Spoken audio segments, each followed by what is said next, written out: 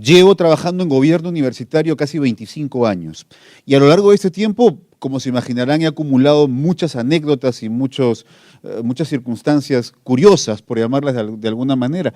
Recuerdo bien hace ya algunos años atrás, cuando por primera vez asumí un puesto de dirección en calidad educativa, un puesto de dirección de calidad académica, cuando reuní a mi equipo por primera vez, y estábamos haciendo un balance, por ejemplo, sobre los servicios de apoyo para el estudiante. Estábamos viendo cuántos estudiantes acudían a tutoría, cuántos estudiantes acudían a orientación vocacional dentro de la universidad, cuántos estudiantes acudían a los servicios psicopedagógicos y demás.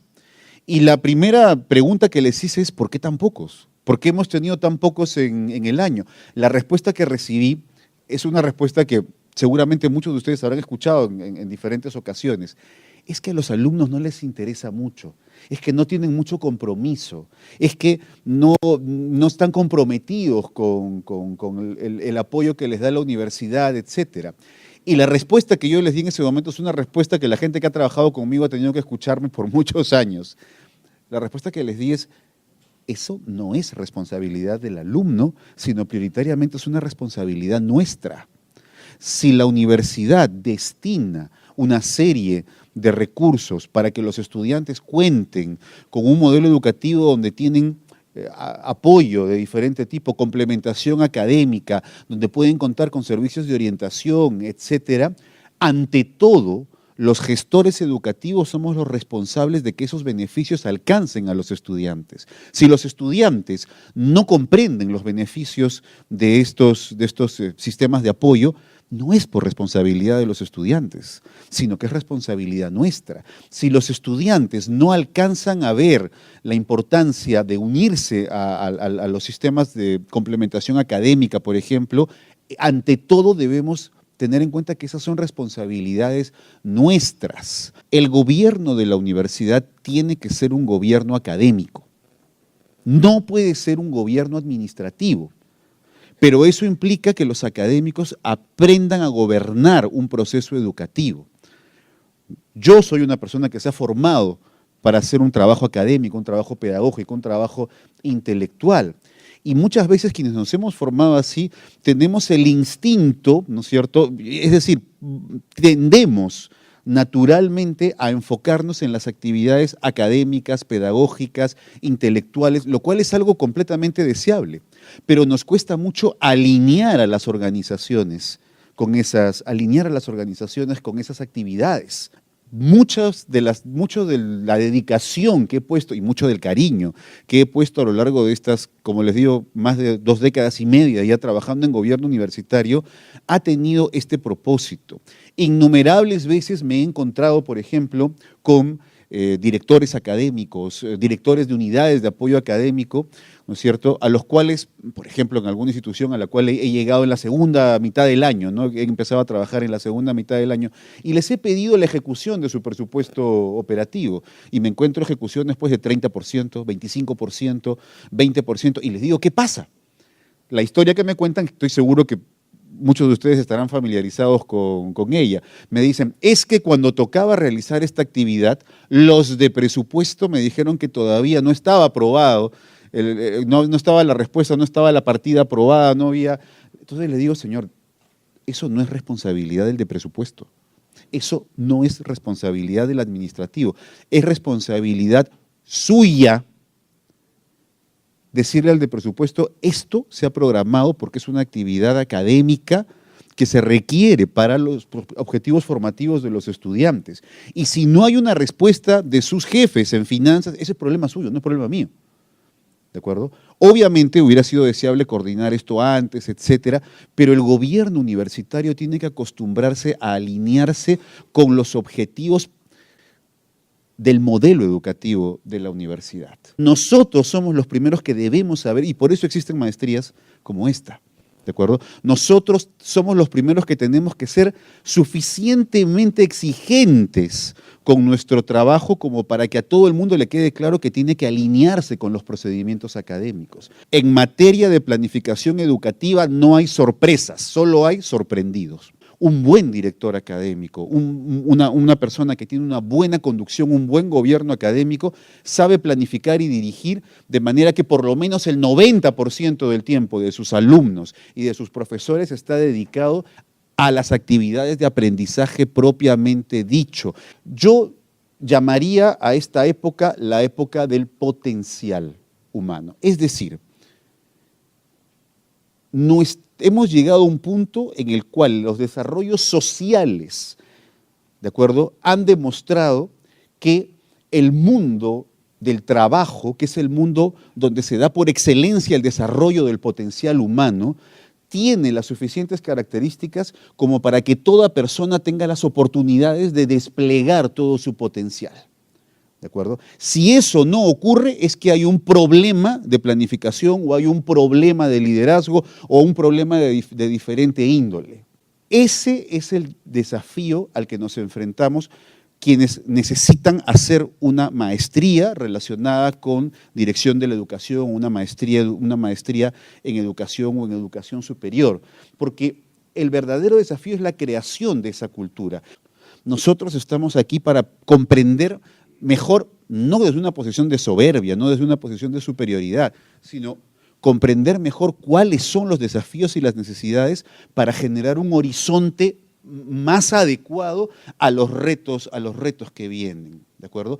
Y esto pasa por todo tipo de actividad económica. Por eso es que muchos de las personas que llevan una maestría como esta luego diversifican ampliamente el alcance de sus actividades económicas, porque estamos hablando del desarrollo del potencial humano en todos sus sentidos.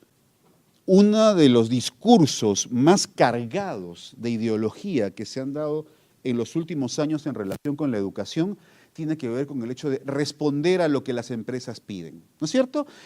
Tenemos que educar para... Entonces comenzamos a modificar planes, a querer modificar planes de estudio para que tengan cursitos que tengan el nombre de justo lo que está de moda, lo que las empresas piden, etc. No. Es algo que requiere un trabajo de dedicación tremenda, ¿no es cierto?, de persuasión, de diálogo social, de ir a los gremios, ¿no es cierto?, de ir a dialogar en los ámbitos corporativos, de dialogar con la sociedad, de dialogar con las familias, los estudiantes, los maestros, etcétera, hasta poder tener visiones claras, visiones de conjunto de hacia dónde estamos formando el talento humano, hacia dónde estamos formando el despliegue del potencial humano. ¿Cuántas universidades, no voy a citar nombres porque hay estudios enteros sobre eso, cambiaron toda su malla curricular en los programas de maestría en finanzas, banca, inversiones, MBAs, etcétera, para complacer a las grandes corporaciones y darles exactamente el egresado que querían? ¿De acuerdo? ¿Cuál fue el resultado de eso? El derrumbe del año 2008. ¿Sí? Porque cada vez teníamos más egresados con un altísimo nivel técnico que no tenían la menor posibilidad de preguntarse por qué hacían lo que hacían. Un curso universitario no puede estar articulado con más de dos competencias. Una competencia general del modelo educativo y una competencia específica de la carrera. Uno tiene que poder decir, señores, ustedes son el grupo de profesores que trabajan en equipo para la formación de esta competencia. Y mantener ese espíritu de equipo bien disciplinado y bien unido cuesta una barbaridad. Por eso, no es que sea tacaño, pero siempre por eso es que he tenido la responsabilidad de recortar muchos presupuestos, muchas adquisiciones.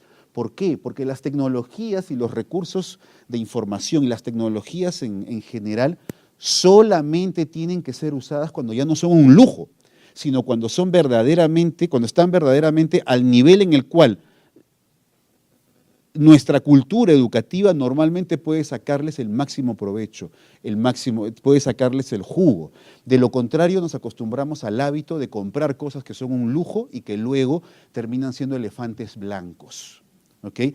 ¿Quieres saber qué tan bien gobiernas un proceso educativo? ¿Quieres saber qué tan bien gobiernas tu institución educativa? Cuenta los elefantes blancos.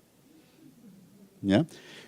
Cuando digo elefantes blancos me refiero a talleres de diferente tipo, etcétera, que luego se convierten, ¿no es cierto?, en ruinas sin haber sido utilizadas. Y eso pasa por un montón de cosas. equipos, monitores, etcétera, etcétera. ¿Okay?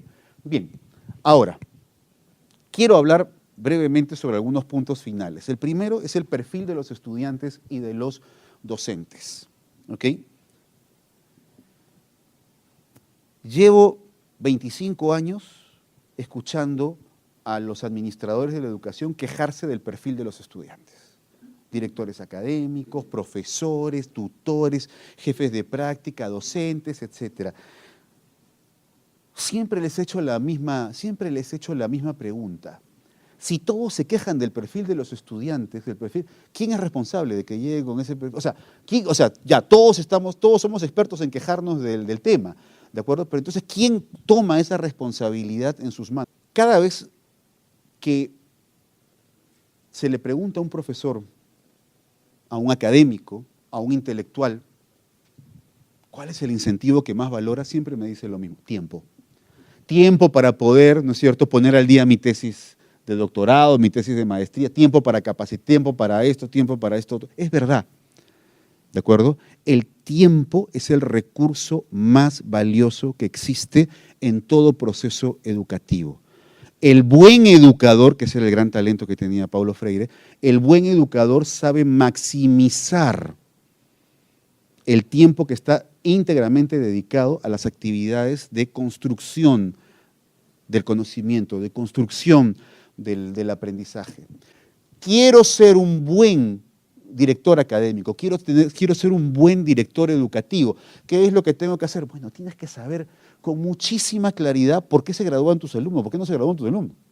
Esa es la vocación por la cual existe la Universidad Científica del Sur y por la cual estaré encantado de darles la bienvenida a nuestro programa de maestría, a nuestros programas en general, que estaremos encantados de compartir con ustedes y de informarles ahora en los próximos minutos. Así que, de antemano, sean todos muy bienvenidos a la Universidad Científica del Sur. Muchas gracias por su atención.